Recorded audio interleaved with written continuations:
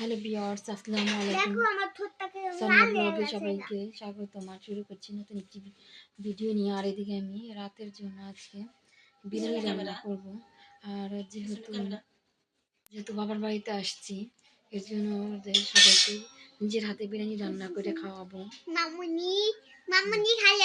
আর এদিকে এই যে পানি গরম করে নিয়েছি, আর এদিকে আম্মু চালগুলো ধুয়ে দিয়েছে, আর এদিকে মাংসগুলো ধুয়ে দিয়েছে, আর এদিকে আমি দুধগুলো গুলিয়ে নিয়েছি, আর এদিকে এই যে চুলার মধ্যে কড়াই দিয়ে দিয়েছি, আর এদিকে এলাম পেঁয়াজ আর রসুন বেটে নেওয়া হয়েছে।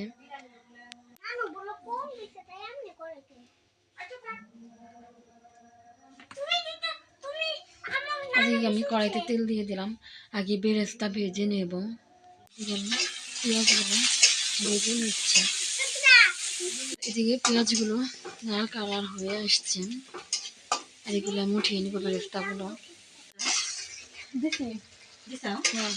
আর এদিকে আদা জিরা বাটা, তারপরে মরিচ গুঁড়ো, তেজপাতা, এলাচ, দারচিনি সব কিছু দিয়ে কষিয়ে নিচ্ছি। আর মশলা, বিরিয়ানি মশলা এখনো দিইনি, দেবো। বিরিয়ানি মশলা দিয়ে চাই কি, এদিকে দুধ দিয়ে আমি মশলাটা কষিয়ে নিব, আর এদিকে আমি কষিয়ে নিচ্ছি বিরিয়ানি মশলাটা কষিয়ে নেব। আর এদিকে আমি মশলাটা কষিয়ে নিলাম, আর এখন মাংসগুলো দিয়ে দেব। আর এদিকে মাংসটা কষিয়ে নেব। এখন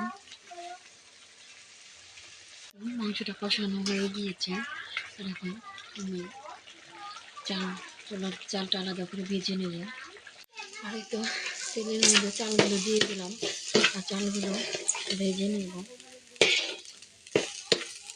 আর এদিক দিয়ে আমি তো চালগুলো ভেজেই নিচ্ছি, ভালো করে ভেজে নেব। এদিকে তো পানি দিয়ে দিয়েছি, গরম পানি। এতে বলো তো চাল একটু পরে আমি মাংসগুলো ঢেলে দেবো। আমি মাংসগুলো দিয়ে দিয়েছি, আর এখন ওই যে কাঁচামরিচ দিয়েছি, আর এদিকে কিশমিশগুলা দিয়ে দেব।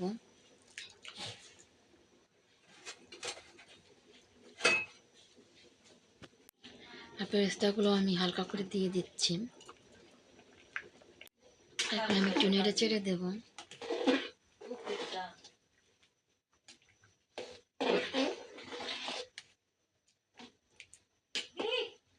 আমি নেড়ে চেড়ে লবণ দেখিয়ে এখন ঢেকে দেব। এই তো পানি শুকিয়ে এসেছে, আর এদিকে আমি পুরো বেরেস্তা দিয়ে দিলাম নেড়ে চেড়ে, আর এখন ঢেকে দেব। দেখেন পাতিল ধরে নিয়ে আসা হয়েছে, আর এই তো বিরিয়ানি নেওয়া হয়েছে। এই তো সবার জন্য, আর আমরা সবাই একসাথে বসে খাচ্ছি। আর এই তো রাতের খাবার টাবার খেয়ে নিলাম। আর এই তো মামনিটার খাওয়া হয় নাই, আর এদিকে মোবাইল দেখছি আর খাচ্ছি। আর সবাই সুস্থ থাকবেন, ভালো থাকবেন, সোনিয়া ব্লগের পাশে থাকবেন। আর আমার চ্যানেলটি সবাই সাবস্ক্রাইব করবেন, লাইক করবেন, কমেন্ট করবেন, শেয়ার করবেন। আল্লাহ হাফেজ।